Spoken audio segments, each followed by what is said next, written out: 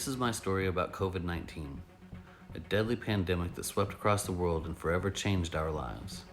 It would end up costing me my job, and I would have to completely relearn how to live in a world where everything might be infected. I would have to completely adjust to a world where half the people don't even believe it's true. My name is Pat Campbell. I'm a training manager for a towing company in Oklahoma City.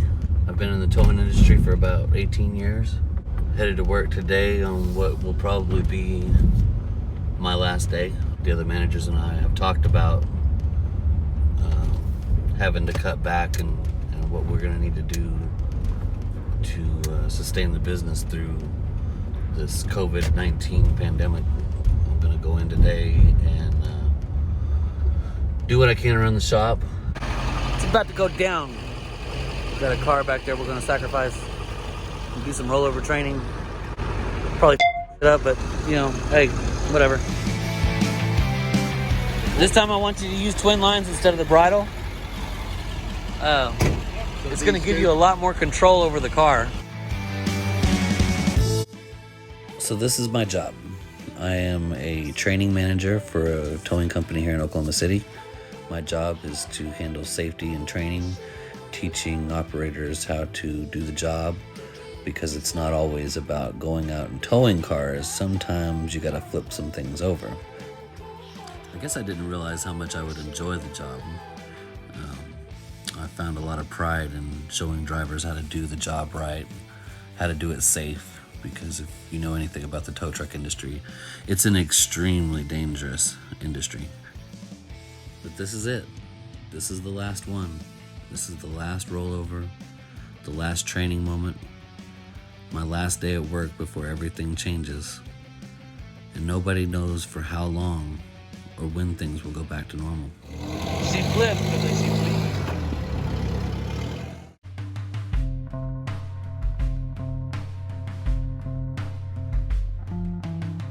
Thank you for calling the Oklahoma Employment Security Commission. So the next day, I sat down in my office. I got on unemployment.ok.gov, answered about 15,000 questions regarding my unemployment, and set everything up. For me, it was really easy to do. They put the money on like a debit card, but even that I could have transferred direct deposit into my checking account. And right now, the federal government is tacking on $600 a week to your unemployment benefits. So it definitely added a level of security in our household as to how we were going to pay bills and stuff like that. From what I understand, all you have to do at this point is jump online every week and refile another claim. So like I said, that was a huge impact on our overall security and being able to stay in our house and pay our bills, because there's really no telling what the future's about to bring.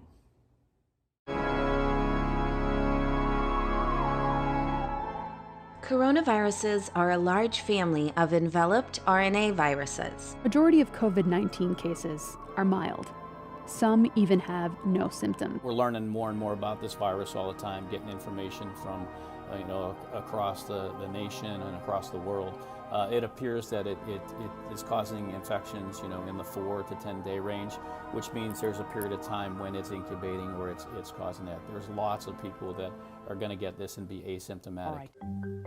So the only one thing that all of the experts can seem to agree on is that you can have this virus for days, not know it, and spread it to the people around you. It's so easy to spread the virus that literally breathing around somebody could transmit it to the next person. There are so many different myths and misinformation being planted in everybody's head, from social networking to the news. The way the media spreads things that aren't true is just absolutely amazing. It's very hard to decipher from all of the data what's real and what's not. But the one thing that we should all take away from it is that it is extremely contagious. You can spread it without even knowing that you have it. And some people get the virus and never even emit any symptoms from it. Remarkable.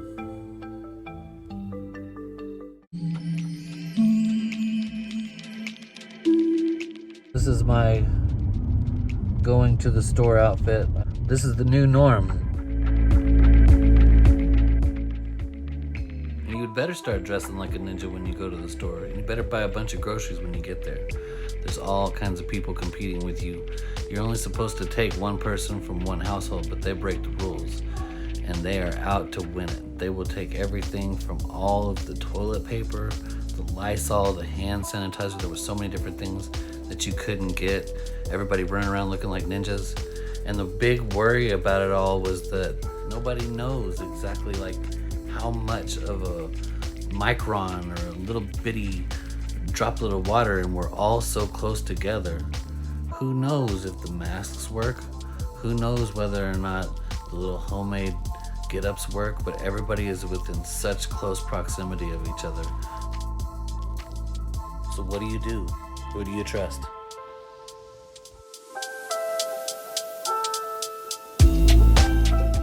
The best thing that you could do was some sort of curbside pickup where you can go and pick your groceries up from outside the store. It's either that or brave the inside of the store. And I mean, they look like warriors out here. Everybody dressed up, worried about whether or not they're passing germs or if they're gonna get germs. And there's no shortage in the parking lots or in the aisles of the store of all of the people just congested together. Walmart was even gonna limit how many people could be inside the store at one time per square footage or some such, I don't know. It's crazy.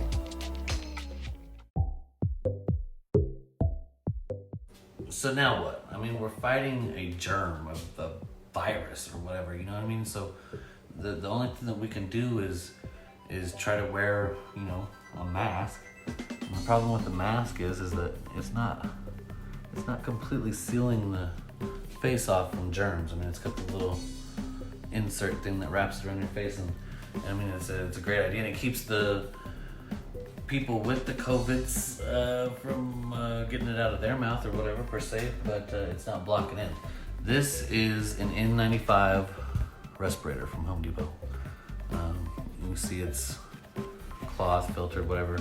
It hugs tight to your face with 2 elastic strands and a little foam protector thing that goes over your nose, shapes to your nose. It's supposed to keep out 95% of airborne particulates, whatever that means. Paired up with like a ski mask, it sucks that mask even tighter up against your face and keeps out more stuff in and around you. I mean, I don't want to seem crazy, but even eyewear, because water particulates can also get in through your eyes.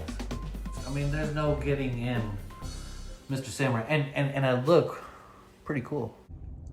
I consider the grocery store, the gas stations, all those, it's a hotbed. It's the perfect storm. It's the perfect place for all those germs and bacteria and all that to conjure up in one place. I don't think there's anywhere more dangerous than the Walmarts and the grocery stores. Let's talk about masks. This is a standard surgical mask, and it was developed so that a surgeon looking over a body on the operating table is not coughing on the surgical field. It fits over the nose, it fits over the mouth, and it pretty much protects you all from what could be coming out of my nose, what could be coming out of my mouth. This is what you put on somebody who's sick so they don't make others around them sick. This is an N95 mask. It prevents small droplets, small particles from going from the outside to the inside. The N95 designation means that the mask is capable of filtering out 95% of airborne particles, including bacteria. Respirator face masks has sparked a global race to fulfill those orders. Ramp up manufacturing of so-called N95 respirator face masks. Supplies of face masks are running short all over the world, leading to evidence of price gouging, empty shelves in stores, and fears among medical professionals that masks needed for surgery and treatment will run out. Well, man, aren't these people just full of all kinds of good news?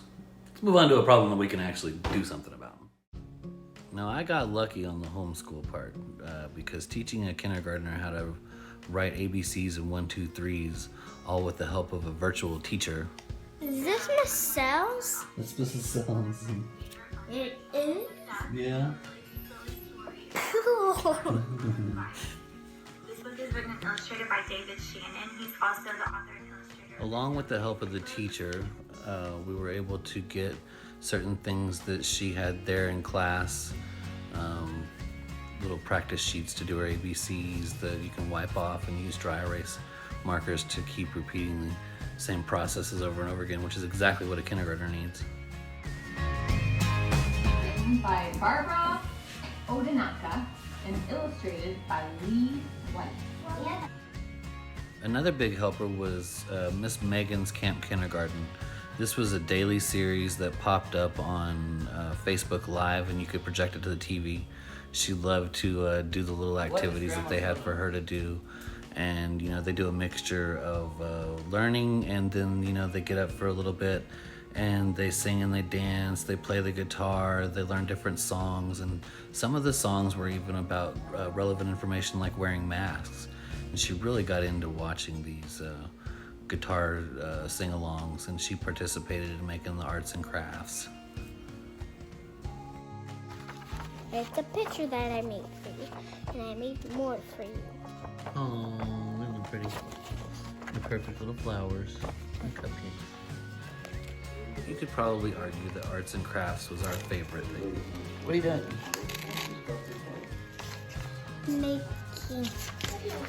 Doing this. People joked around on the internet about having to teach the kids, but I really thought it was cool to participate in teaching her and seeing what she's learned.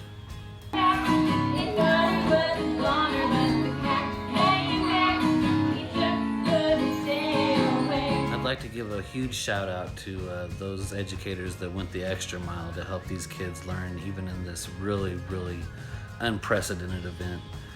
Some people just really came through with flying colors, and we thank you.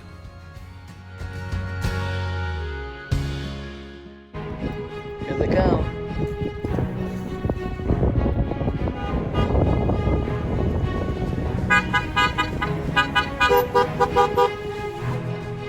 Today, Kelly got a big surprise when all of the teachers from her school had a parade, and it came through our neighborhood for everybody to see, even her teacher.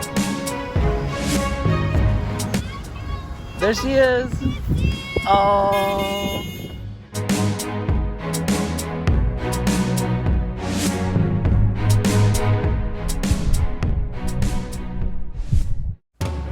Next time on Lockdown. The Paycheck Protection Program. Congress passed the Paycheck Protection Program. We launched the Paycheck Protection Program. When will we reopen the country? And that's unfortunately the wrong way to phrase it. What we should be asking is how will we know when we should reopen the country? Many Americans are experiencing increased stress, anxiety, and personal loss. We must also ensure that our country can meet the mental health needs of those struggling in this crisis. There are people struggling.